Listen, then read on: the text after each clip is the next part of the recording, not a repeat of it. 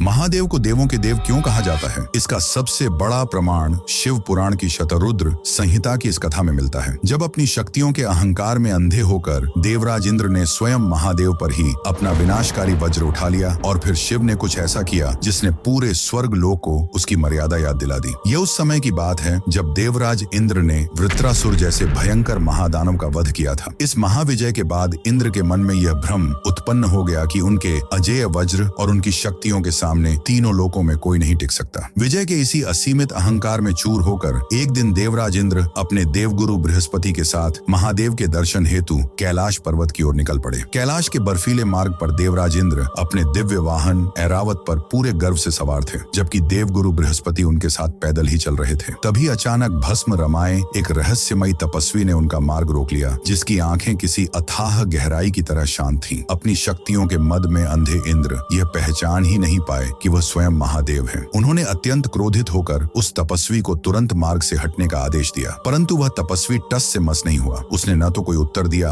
और न ही अपने स्थान से एक इंच भी हिला। इंद्र का क्रोध अपनी सीमाएं लांघ गया। अपने ही आराध्य को एक साधारण साधु समझने की भूल करते हुए इंद्र ने उन्हें भस्म करने की चेतावनी दी और अपने अहंकार के चरम पर पहुंचकर उन्होंने महर्षि दधीचि की अस्थियों से निर्मित अपना सबसे शक्तिशाली अस्त्र वज्र हवा में उठा लिया। लेकिन तभी प्रहार के लिए उठा इंद्र का वज्र हवा में ही पत्थर की तरह जम गया। पर्वतों को खंडित करने वाले देवराज अपनी पूरी ईश्वरीय शक्ति लगाकर भी उसे एक इंच नीचे नहीं ला सके। उनका शरीर सुन्न पड़ गया। महादेव ने कोई अस्त्र नहीं उठाया, सिर्फ उनकी शांत उपस्थिति ने ही देवराज को पूरी तरह विवश कर दिया। तभी उस तपस्वी ने सिर उठाया, भ्रिकुटी तनी और माथे पर महादेव की तीसरी आंख खुल गई। उससे निकली प्रलयंकारी ज्वाला देख लगा मानो आज पूरी सृष्टि भस्म हो जाएगी। ये विनाशकारी ताप देखते ही देवगुरु बृहस्पति समझ गए कि यह स्वयं भगवान शिव का रूप है। स्थिति की भयानकता देख देवगुरु बृहस्पति ने तुरंत दंडवत होकर इंद्र की भूल के लिए क्षमा मांगी। भक्त की प्रार्थना से महादेव शांत हुए, लेकिन तीसरी आंख की प्रलयंकारी ज्वाला अब लौट नहीं सकती थी। तब सृष्टि को बचाने के लिए शिव ने उस आग को क्षीर सागर में फेंक दिया, जिससे आगे चलकर जलंधर नामक महापराक्रमी असुर का जन्म हुआ। एक ही पल में देवराज इंद्र का सारा अहंकार अश्रु बनकर बह गया और उन्हें यह परम सत्य ज्ञात हो गया कि महादेव की इच्छा के बिना स्वर्ग का राजा भी अपना अस्त्र नहीं चला सकता। संसार को यह ज्ञान देने के लिए कि परमेश्वर के सामने हर शक्ति और हर अहंकार तुच्छ है, महादेव के इस अत्यंत रहस्यमयी और वैराग्य रूप को पुराणों में अवधूतेश्वर अवतार के नाम से जाना गया। जो भी भक्त ये मानते हैं कि महादेव सर्वोच्च हैं, वे कमेंट्स में जय अवधूतेश्वर महादेव अवश्य लिखें।